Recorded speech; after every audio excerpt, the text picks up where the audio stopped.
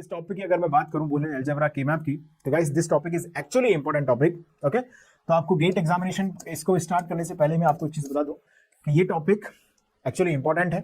Boolean algebra and के map, इन दो methods में से चांसेस हैं कि एक क्वेश्चन आपके ब्रांच में, किसी भी ब्रांच से हो आप, इलेक्ट्रिकल से हो, ईसी से हो या आईएन से हो, एक क्वेश्चन या तो बुलियन अलजेब्रा से आ जाता है या एक क्वेश्चन कम से कम के मैप से पूछ लिया जाता है। तो एक या दो नंबर की जुगाड़ तो है इस टॉपिक के अंदर।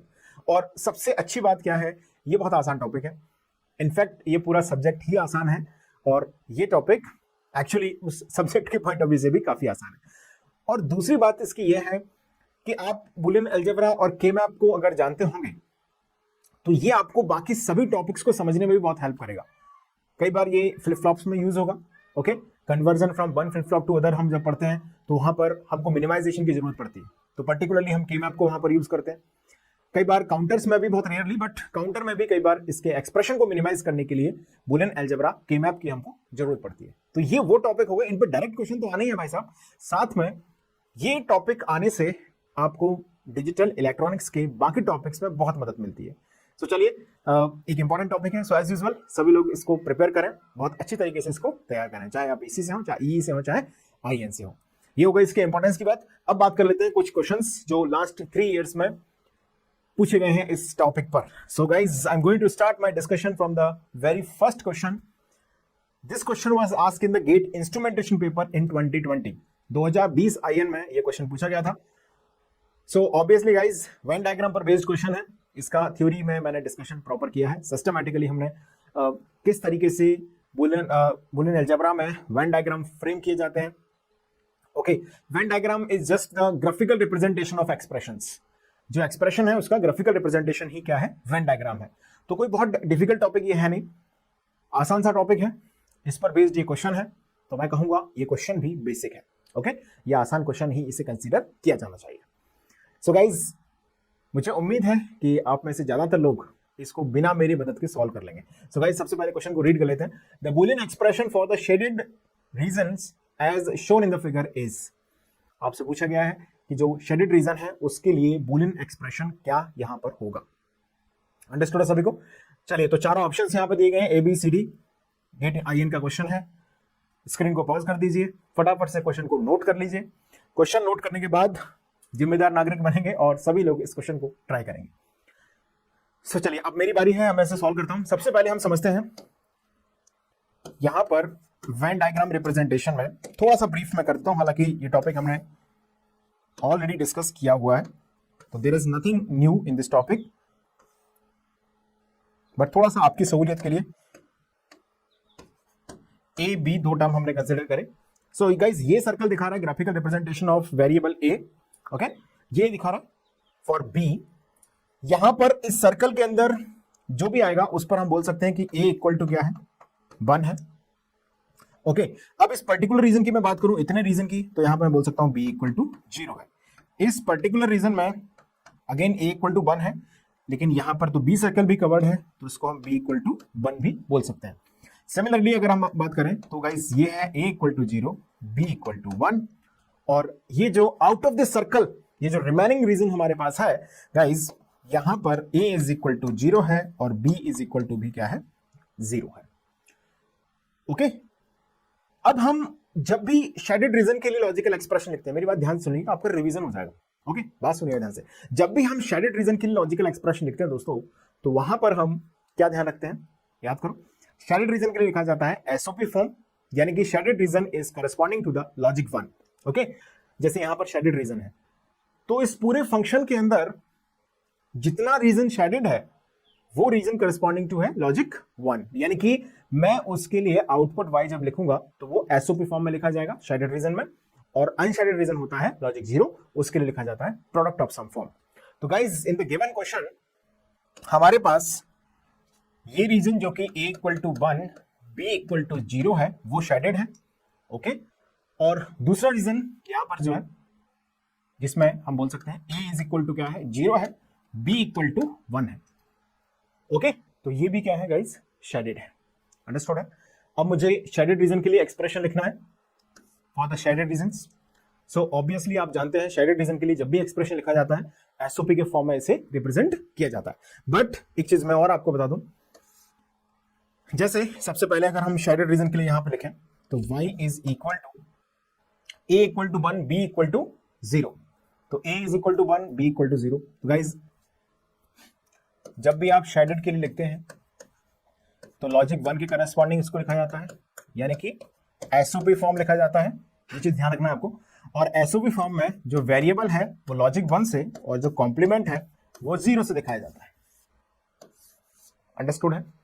ओके, तो शेडेड रीजन में a is equal to 1 b equal to 0, यानी कि a b bar, clear, plus a is equal to 0 b equal to 1 a bar b।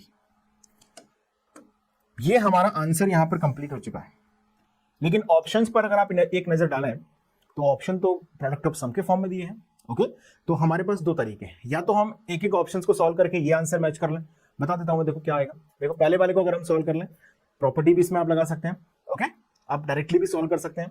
So first option को अगर हम सॉल्व करें तो A B plus A bar B bar इसका answer आएगा पहले वाले का, जो कि नहीं, यहाँ पर A bar B plus A B bar है। दूसरे वाले को अगर हम सॉल्व कर लेते हैं गाइस, तो दूसरे वाले में आ रहा है A bar plus A bar B plus A B bar plus B. So this is also not correct. Option C की अगर मैं बात करूं guys, A bar dot A 0 हो गया, A bar B bar plus A B bar plus B bar, ये भी नहीं है। A dot A bar plus A B bar plus A bar B plus B dot B bar, B dot B bar A dot A bar होगा 0, A bar dot B plus A B bar. Option D will be the right answer. Okay, आप ऐसे निकाल सकते हैं। कुछ मैंने जादू की छड़ी नहीं उगाई भाई साहब, दो चीजें करी है। क्या किया है? पहला काम हमने किया है कि ए डॉट ए बार हमको जब भी दिखेगा 0 होगा, बी डॉट बी बार हमको जब भी दिखेगा 0 होगा। इसके अलावा जस्ट मैंने इनका गुणा किया है, जो नॉर्मल अलजेब्रा में करते हैं, बस ये एक्सप्रेशन मैच करने के लिए। ये पहला तरीका हो गया। दूसरा तरीका क्या हो सकता है? थोड़ी सी मेंटास जिंदगी की बात करते हैं। इसको नोट कर लें पहले, आप लिख लिया सब ने? ध्यान दीजिएगा, कोई जरूरी नहीं है कि हम एक्सप्रेशन को एसओपी में लिखें। हम शेडेड रीजन को ही डिफाइन करने के लिए एक्सप्रेशन के अगर प्रोडक्ट ऑफ सम को यूज कर लें तब भी सेम आंसर आता है। यस, याद करो, जब भी हम अनशेडेड रीजन, जिन लोगों ने ये सेशन अटेंड किया होगा वेन डायग्राम का, मुझे उम्मीद है कि उनको कोई कंफ्यूजन होने का सवाल ही पैदा नहीं होता। Logic 0, product of sum, BOS form, और यहां पर लिखा जाता है obviously vector as sorry variable as a 0 and it's complement as a logic 1। Okay, तो जब भी हम बात करते हैं अनशेडेड रीजन को पिकअप करने की, तो यहां पर अगर आप ऑब्जर्व करें तो 4 पॉसिबिलिटीज हैं, 2 वेरिएबल्स हैं। सो ये region a equal to 0 b equal to 0 unshaded है, और a equal to 1 b equal to 1 ये भी यहाँ पर अनशेडेड है। सो बहुत क्लियरली आप देख सकते हैं a is equal to 0 b equal to 0 ये अनशेडेड रीजन है, और दूसरा a equal to 1 b equal to 1 ये भी रीजन कैसा है? अनशेडेड है। अंडरस्टूड? तो अगर हम यहाँ से y की वैल्यू को ऑब्जर्व करें, so with respect to a is equal to 0 b is equal to 0 क्या लिखेंगे? लॉजिक 1, यानी कि a प्लस बी डॉट, यहां पर अनशेडेड रीजन है for a equal to 1 b equal to 1, तो इसे लिखा जाएगा SOP product of sum form है a bar plus b bar. तो गाइस आप किसी भी तरीके से इसको बहुत आसानी से रियलाइज कर सकते हैं, एनालाइज कर सकते हैं। अंडरस्टूड है? So actually this question is actually very easy question. Okay, so मुझे उम्मीद है कि बाकी सभी लोगों ने इसको आंसर कर लिया होगा। बहुत बेसिक कॉन्सेप्ट पर बेस्ड क्वेश्चन था। चलिए अब बात करते हैं नेक्स्ट क्वेश्चन की। सो दोस्तों ये क्वेश्चन पूछा गया गेट 2022 में इन द इलेक्ट्रॉनिक्स ब्रांच। चलिए सबसे पहले क्वेश्चन को रीड करते हैं। क्या है? Select the Boolean functions. Okay, multiple answer वाला क्वेश्चन लग रहा है। Equivalent to x plus y z where x, y and z are Boolean variables. Okay, and plus sign denotes the logical or operation. एक function में capital F इसको मान लेता हूं, x प्लस वाई जेड आपको दिया गया है। ओके, जिसमें x, y, z जो है वो सभी बुलियन वेरिएबल्स हैं, एज यूजुअल मेंशन किया गया है स्टेटमेंट में, और जो प्लस साइन है वो और ऑपरेशन को डिनोट करता है ऑब्वियसली, और जो डॉट यहाँ पर बीच में वाई जेड में है वो एंड ऑपरेशन होगा एज यूजुअल। ओके, आपसे पूछा गया है कि इनमें से कौन सा एक्सप्रेशन ऐसा है या कौन कौन से ऐसे एक्सप्रेशन है जो इसके इक्विवेलेंट है। तो गाइस एक फॉर्मेट स्टार्ट हुआ गेट 2021 के ऑनवर्ड्स, जिसे बोला गया मल्टीपल सेलेक्ट क्वेश्चन। ओके, हालांकि आप सभी लोग इसके बारे में जानते होंगे। मल्टीपल सेलेक्ट क्वेश्चन मतलब एक ऐसा क्वेश्चन जिसके अंदर more than one answers possible हो सकते हैं, यानी कि हो सकता है कि इसके एक आंसर सही हो सकता है दो आंसर सही हो सकता है तीन आंसर, हो सकता है चारों आंसर इसके सही हो। Okay, in GATE examination multiple select questions में नेगेटिव मार्किंग नहीं होती है। जैसे न्यूमेरिकल आंसर टाइप क्वेश्चन है वैसे ही मल्टीपल सेलेक्ट क्वेश्चंस होते हैं, इसमें नेगेटिव मार्किंग कुछ नहीं होती है। न्यूमेरिकल आंसर टाइप क्वेश्चन में भी नेगेटिव मार्किंग नहीं होती है। मल्टीपल सेलेक्ट क्वेश्चंस में आपको शुरुआत में लिखा रहेगा, सो कंफ्यूज ना हो, ऐसा नहीं है कि आपको बताया नहीं जाएगा कौन सा मल्टीपल चॉइस है कौन सा मल्टीपल सेलेक्ट, ऐसा बिल्कुल भी नहीं रहेगा। आपको मेंशन किया जाएगा कौन सा क्वेश्चन में, जैसे इससे पहले वाला जो क्वेश्चन हमने डिस्कस किया that was multiple choice question, वहां पर एक ही सही आंसर था। यहां पर आपको एक आंसर मिल गया तो वहां पर रुकना नहीं है, आपको बाकी रिमेनिंग ऑप्शंस को भी चेक करना पड़ेगा कहीं ये भी सही आंसर तो नहीं है। अंडरस्टूड है? मतलब आपको चारों ऑप्शंस को यहां पर सॉल्व करने की जरूरत पड़ेगी। आपको 4 ऑप्शंस हैं, सभी को एनालाइज करना पड़ेगा, कोई भी इसमें करेक्ट या इनकरेक्ट हो सकता है। अंडरस्टूड है? चलिए, तो हम एक एक करके चारों ऑप्शंस को सॉल्व करेंगे और जो x प्लस वाई जेड के इक्विवेलेंट होगा वही हमारा सिंपल फाइनल आंसर हो जाएगा। अंडरस्टूड है? चलिए, तो let's talk about the option A here. Here they have given x plus z plus x y. Okay, ये मेंशन है, तो क्या मैं इसको ऐसे लिख सकता हूं? देखो, x plus x y plus z, ये सोनो लिख सकते हैं इस तरह से, x plus x y plus z. Okay guys, can I take x common from here? Yes, we can take 1 plus y plus z. अब बताओ क्या होगा, बोलो। 1 plus y is equal to what? किसी भी लॉजिक 1 में, कभी भी लॉजिक 1 में कोई वेरिएबल ऐड करते हैं तो 1 आंसर आता है। अब जैसे मान लीजिए वाई क्या हो सकता है, क्या ही हो सकता है, 0 हो सकता है या 1 हो सकता है। अच्छा, जब 0 होगा तो 1 प्लस 0 बनेगा, इसका मतलब भी 1 है। 1 होगा तब भी क्या बनेगा, 1 प्लस 1 बनेगा, इसका मतलब भी क्या है, 1 है, बुलियन अलजेब्रा में। तो गाइस इसका आंसर है x प्लस जेड। क्या option A x plus y z है? बिल्कुल नहीं है। Okay, option A is not the right answer. Let's talk about the option B. So option B यहां पर दिया गया है, स्मॉल एफ लिख देता हूं मैं इसको, x plus y into x plus z. क्या किया जाए, सॉल्व कर लेते हैं। देखिए, x dot x plus x dot z plus y x, या एक्स बाई लिख दो, एक ही बात है, x y plus y z. कितना सही लिखा है? x डॉट एक्स हो जाएगा x, बिल्कुल,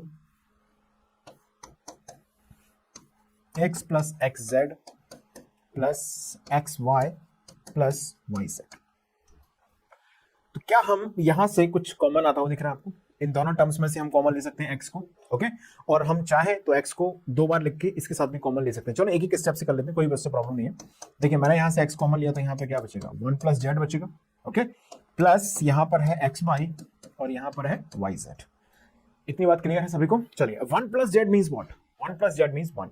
ओके, तो 1 प्लस जेड डॉट एक्स, तो यहां से अब हमारे पास फंक्शन आ गया है x plus x y plus y z. Guys, can we take x common from here? इन दोनों में से भी क्या कॉमन दिख रहा है मुझे? x कॉमन दिख रहा। एक्सीलेंट, अगर आपने x यहां से कॉमन लिया तो ब्रैकेट में हमारे पास आएगा 1 प्लस वाई, यहां पर है plus y z. Guys, 1 plus y is what? 1 plus y is y, और 1 it's 1। Okay, so 1 dot x हो जाएगा, सो आंसर आ गया small f is equal to x plus y z. क्या है? x plus y z means the option B is the right answer. अब option B correct है तो इसका मतलब बिल्कुल ये नहीं है कि हमें ऑप्शन सी और ऑप्शन डी को चेक नहीं करना चाहिए। We have to be verify option C and option D also. So पहले आप ऑप्शन बी को नोट कर लीजिए। नाउ अब हम चेक करेंगे option B, sorry option C. Small f से मैं इसको डिनोट कर रहा हूं, x plus x y plus y z, ये दिया गया है। ओके गाइस, क्या कॉमन हम इसमें से ले सकते हैं? देखो, क्या इन दोनों में से x कॉमन आ जाएगा? बिल्कुल आ जाएगा, x plus x into 1 plus y plus y z. Guys, this 1 plus y is what? 1 plus y is 1, so x plus y z. Small f equal to आ गया x plus y z. You may clearly से this x plus y z means option C is also the correct answer. This is a multiple select question, तो 2 option हमको सही मिल गए। अभी हमको the last option, the D option, उसको भी वेरीफाई करके देखना पड़ेगा। सी, चलिए option number D, small f is equal to, जैसे मैंने स्मॉल f ऐसे मान लिया आपके मन से, x plus x z plus x y, x plus x z plus x y. क्या जनरेट होगा देखिए, small f is equal to यहां से हम क्या कॉमन ले सकते हैं, we can take x common from here, yes क्या बचा 1 प्लस जेड प्लस यहां पर है x y, small f equal to x, 1 plus z कितना हो गया 1 plus x y. So guys इसमें से अगेन हम कॉमन ले सकते हैं x को, तो यहां पर स्मॉल f इक्वल टू हो गया x। दोस्तों यहां पर small f is equal to x है, means option D is not the right answer. So is correct answer of this question is option number B and C. दो answer सही है, option number B and option number C. दो answers आपको tick करने हैं वहां पर, option number B and option number C is the correct answer of this question, are the correct answer of this question. Note कर लें आप इसको, ये क्वेश्चन पूछा गया था गेट इलेक्ट्रॉनिक्स में 2022 में। चलिए दोस्तों मिलते हैं अगले सेशन में।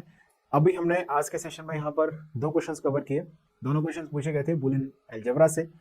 नेक्स्ट सेशन में हम बात करेंगे कुछ और क्वेश्चंस की जो कि के मैप से होंगे। So that's will be enough for the today session. Thank you so much for watching.